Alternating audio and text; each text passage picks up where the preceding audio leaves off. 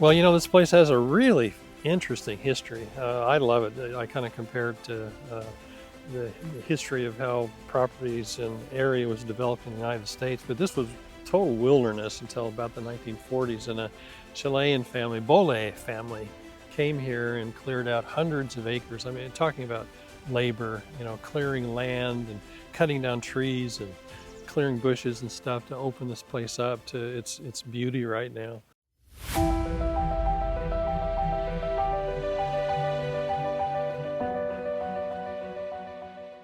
Well, Fundo Los Leones is located at the end of the run of the Palena River that actually starts in Argentina, flows through the Andes, ends up hitting the Gulf of Corcovado where we're at, and we're on the peninsula. What's unique about the property is as that Palena River comes down, a major river, there's a peninsula that's created of sand mostly, and Fundo Los Leones is basically right around 3,000 acres. So we have about, I would call it maybe 9 miles of beachfront between the river and the Pita Palena Fjord. And it's incredible here. We have tidal effect. These beaches are flat here, so you can see the tide come and go. It's kind of fun to watch, but it also brings a lot of marine life, and it creates a bird estuary, which is incredible. We have black-necked swans. We have obviously seagulls. We've got how many different types of birds do you think you've got here? 56 that I'm aware of, but also marine life. We've got sea lions. We've had great blue whale come and settle right in front of us here. Orca come in front of us. We have obviously dolphin. I'm watching dolphins surface in front of us right now. So we have 5 cabins here. They're all different designs, really, but we've made sure they all have great views of the fjord in front of us. People like getting up, watching the dolphins surface, and maybe catching a glimpse of an orca swimming in front of us here or something. And we've named them. They're named after all the local trees. This is a coigüe here, and then the maño, and they all just different cabins, or we number them 1 through 5. But we can accommodate families here, and we have a lot of groups that come in, and they might occupy all the cabins. And then some people come back and they like to try a different cabin every year. So just to kind of trade. What's the biggest one you have? Well, we have one at the end, and that'll sleep 2 adults, 3 children there. But most of them can be arranged that we have either twin beds or a double bed and a twin bed or a king bed. We can move the furniture around based upon the reservations that we have and the intent of the people. We try and have walkways. It rains here a bit at times, so we have these nice walkways and stuff. But we tried to keep the compound pretty much the way that it was to maintain its historical significance and give it the warm cultural feel that we want this place to have.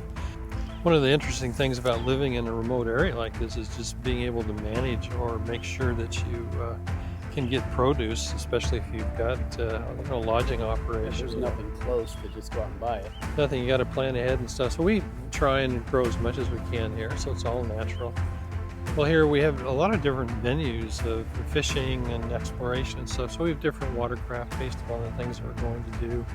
We've got zodiacs, we have river running rafts, we have jet boats if we've got shallow water, things like that. But there's so many different options of things to do here and explore. Of course, we have our kayaks, and we've got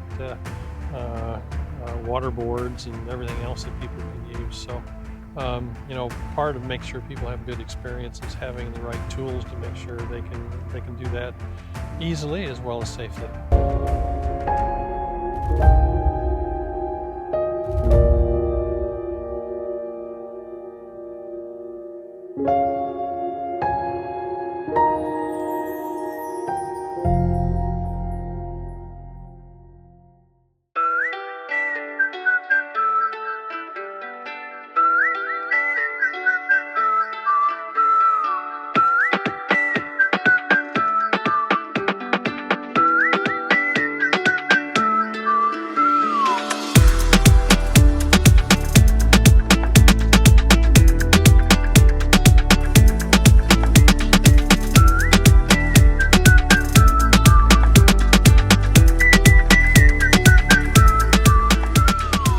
So Megan, we spent the last couple days on the resort, but today we're doing something a little bit special. You know, I know that you've been waiting for this for a very, very long time, Clint Jordan. Yeah, Fundo Los Leones is known for a lot of things, but the main thing is their fishing. And today we're going to be out on the boats, catching a bunch of the big ones. Yep, and you've been patiently waiting, and we are in probably the most beautiful place that I've ever been on earth. Yeah, this is the biggest river I've ever fished, so I'm super excited. Yeah, a day of sunshine and very few clouds. It's a perfect day.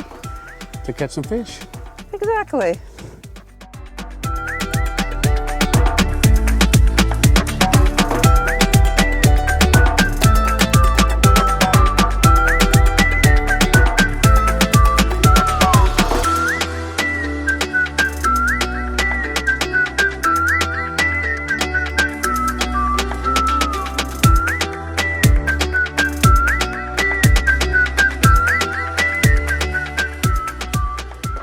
The Palena River. Yeah, the most beautiful setting on earth that we could be in. We're practically, what, a stone's throw from Antarctica? I might just try to swim there if I can. If I don't catch any fish, I'm swimming to Antarctica. I'll join you. Let's do it. So you ready to catch some fish or what? Oh, let's do the fish, yes. Let's go.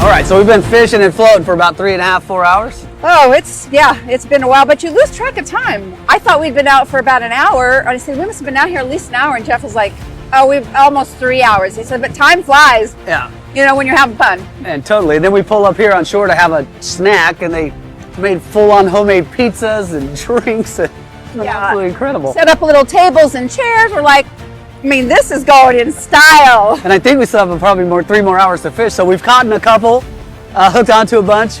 My guide, fisherman guy, says I need to learn to be a better fisherman because I lost a couple. I only had a bite, you know, but yeah, you know, I have a great teacher. He says I'm doing well, so I'll just keep practicing. So we're fishing on. That's more trips for me in the future.